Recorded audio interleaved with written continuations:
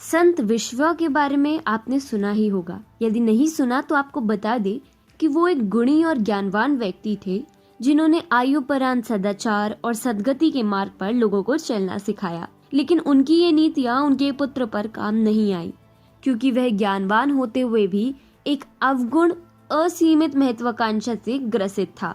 यही पुत्र बाद में जाके लंकापति रावण बना, जिसके कारण आज संत विश्वा का नाम हर कोई सम्मान के साथ नहीं लेता। कुछ ऐसा ही कारनामा कलयुग में एक व्यक्ति दोहराना चाहता है, जिसका नाम है राकेश टिकैत। इनके पिता ने जिस कृषि कानून को लागू करने के लिए रात दिन एक किए थे और इनका भाई जिस कानून के लिए सरकार से बातचीत करने को तैयार है, उसी कानून के विरोध के नाम पर यह आदमी अपने आप को नष्ट करने के साथ ही लाखों किसानों की बलि चढ़ाने तक को तैयार है। राकेश टिकैत एक बार फिर सुर्खियों में है और इस बार किसान नेता ने धमकी भरे लहजे में कहा है कि किसान आंदोलन तब तक चलेगा जब तक उनकी मांगे पूरी नहीं हो जाती। इसके अलावा उन्होंने ये भी कहा कि यदि किसी ने जबरदस्ती उन्हें हटाने की कोशिश की तो 1000 नहीं 10,000 लोगों को अपनी जान से हाथ धोना पड़ेगा। राकेश टिकैत के अनुसार किसानों का ये आंदोलन जारी रहेगा। किसान बातचीत के बाद तय करेंगे कि सुप्रीम कोर्ट की कमेटी के पास जाएंगे या नहीं।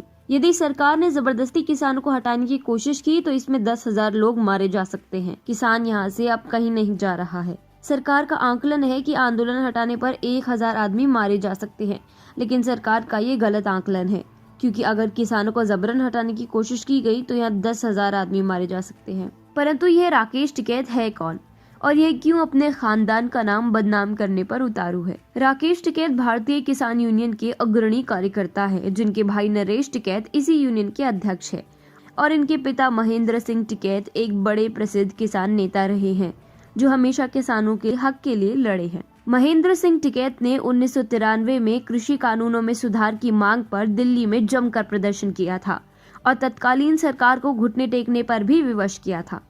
कितनी अजीब बात है कि जिन किसानों को आड़तियों और दलालियों के मायाजाल से मुक्त करने के लिए उनके पिता ने काफी लंबी लड़ाई लड़ी थी, आज उन्हीं का बेटा इन मांगों को पूरा करने वाले कानूनों के विरोध में मरने मारने की बातें कह रहा है। राकेश टिकैत एक अकर्मण्य अराजकतावादी होने के साथ साथ एक असफल राजनेता भी रहे हैं।